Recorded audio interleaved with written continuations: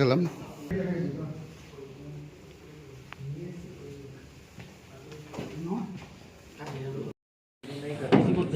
ছেড়ে দাও বাবু রে, মোবাইল দিয়ে করে নাও। দোকানে ডাকাতি কেসের 5 দুষ্কৃতীকে পলাশ ছেড়ে দাও, চেক করতে পারছে না, মোবাইল দিয়ে করে নাও। কিছুক্ষণের মধ্যেই মুর্শিদাবাদ জেলার সুতির সোনার দোকানে ডাকাতি কেসের বিষয়ে তিনি সবিস্তার বলবেন। আরে বন্ধ করে দাও না, মোবাইল দিয়ে করে নাও না। আসুন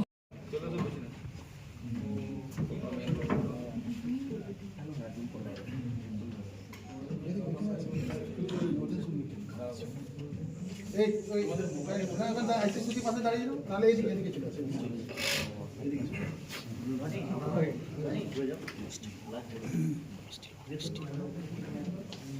এই আমাদের ফেসবুক লাইভে ছেলে কোথায়?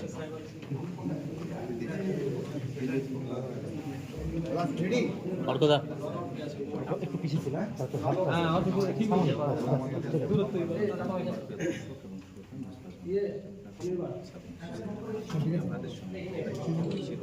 আপনারা রয়েছেন জঙ্গিপুর টাইমসের ফেসবুক লাইভে। আমরা এই মুহূর্তে সুতি থানা এলাকার সোনার দোকানে ডাকাতি কেসের বছর শেষ হতে চলেছে আপনাদের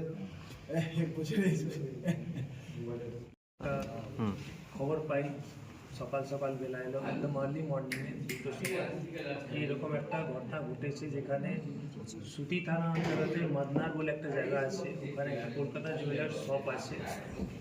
ওখানে একটা ডাকাইতি মতন হয়েছে।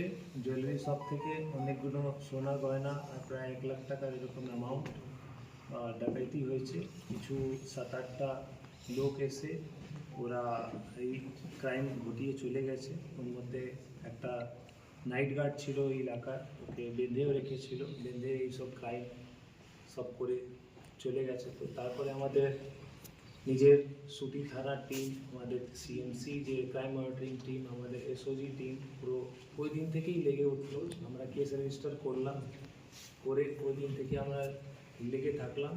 তারপরে বিভিন্ন সিসিটিভি ফুটেজ মাধ্যমে, আমাদের ওখানে সিসিটিভি লাগানো আছে, ওই মাধ্যমে গেট প্যাটার্ন দেখে বিভিন্ন ম্যানুয়াল সোর্স এঙ্গেজ করে টেকনিক্যাল অ্যানালাইসিস করে আমরা জানতে পারলাম কি এটা লোকাল গ্যাংয়ের কোনো কাজ নেই, এটা বাইরে গ্যাং হতে পারে।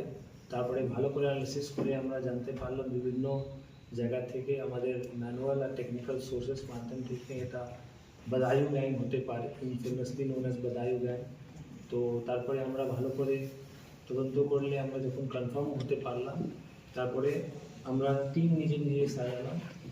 ভাগ্যে আমাদের খুবই ভালো ছিল, আমাদের আবার 10 তারিখে আমাদের একটা ইনপুট আসবে, 10-12-2025-এ কি ওরা এদিকে আবার আসছে। তারপরে আমরা বর্ধমান থানার হেল্প নিয়ে, রেলওয়ে স্টেশন হেল্প নিয়ে ওখান থেকে আমরা এদেরকে অ্যারেস্ট করলাম। 6 জনকে আমরা টোটাল অ্যারেস্ট করেছি। ওর মধ্যে সুনীল সিং, বাড়ি হলো বদায়ু, বিজয় সিং, বাড়ি হলো বদায়ুতেই, শ্যাম সুন্দর, বাড়ি হলো বদায়ু, সোনি, ওর মধ্যে 3 জন মহিলাও ছিল, সোনি ওর বাড়ি থানা ইটাওয়াতে, প্রিয়াঙ্কা উইথ ল্যাব বেবি, 3 মাসের ল্যাব বেবি, ওর বাড়ি হলো জলাওর, রুবি ওর বাড়ি হলো জলাওর। এটা পাশাপাশি জেলা, উত্তরপ্রদেশের সবটাই পড়ে। তো এদেরকে আমরা অ্যারেস্ট করলাম। এদের মডাস অপারেন্ডি মেনলি দেখে আমরা বুঝতে পারলাম কি এই গ্যাং এরকমই অপারেট করে, চিনি হাতুড়ি নিয়ে এইরকম জুয়েলারি সবগুলো লুট করে। এদের প্রিভিয়াস প্রেসিডেন্টস আমরা দেখেছি অনেকগুলো আছে, যেরকম সুনীল সিং, বিজয় সিং বলে যে আছে, ওর অনেকগুলো আগেও কেসগুলো আছে, কেস রেফারেন্সও আমরা পেয়েছি। এরকম ঝাড়খণ্ডে এদের 2টো কেস আছে, নিমডি থানাতে আর চন্দনকিয়ারি থানাতে। রিসেন্টলি আমরা আরও ইনপুট পেলাম এদের ব্যাপারে, মুরারাইতে বা নালহাটিতেও এরা ক্রাইম করেছে। আর বাইরে ইউপি পুলিশও এদের খোঁজাখুঁজি করছে। আরও অনেকগুলো ক্রাইম হতে পারে, এখন আমরা ওই ইনভেস্টিগেশন ফেজে আছি। তো এরকম অনেকগুলো ইনসিডেন্ট আছে। এদের মোডাস অপারেন্ডি জেনারেলি থাকে কি ফেরিওয়ালা হিসাবে এরা ভাড়াগুলো নেয়, একটু এলাকাগুলো রেকি করে, 10-15-20 কিলোমিটার এলাকাগুলো ভালো করে রেকি করে, যেখানে সুযোগ পায় এরকম এরা ক্রাইম করে। আর মেয়েরা এই জন্য এর সাথে থাকে কি কেউ যেন সাসপিশন বা শক না করে এদের উপরে, আর ভাড়া ইজিলি রেন্টেড হাউসগুলো পেয়ে যায়।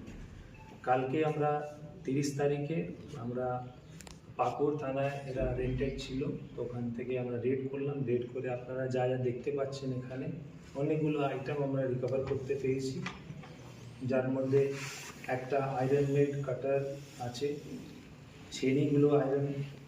ছেনিগুলো পেয়েছি, অনেকগুলো তিনটে স্ক্রিউ ড্রাইভার পেয়েছি, তারপরে স্প্যানারগুলো পেয়েছি, কিছু হাসুয়া পেয়েছি, আর আমরা সোনার গয়নার আপনারা দেখতে পাচ্ছেন কিছু পায়ার সোনা গয়না অনেকগুলো জিনিস পেয়েছি, কিছু বাইসাইকেলও আমরা পেয়েছি যা দিয়ে এরা রেকি করতো।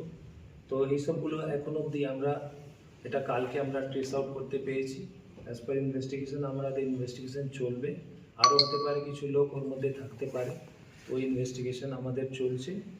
আর আশা করি আমরা আরও ভালো এই বাদায়ু গ্যাং যেটা কাজ করে ওটা স্টপ করতে পারবো, যেন আমাদের ওয়েস্ট বেঙ্গলে আমাদের এলাকাতে এরকম ক্রাইম যেন না ঘটে। আমাদের যে এলাকাবাসী আছে যারা বিজনেস করে বা যারা বাড়িতে থাকে, আমাদের এলাকাবাসী আছে শান্তিভাবে সুস্থভাবে থাকতে পারে। কতদিনের রিমাইন্ড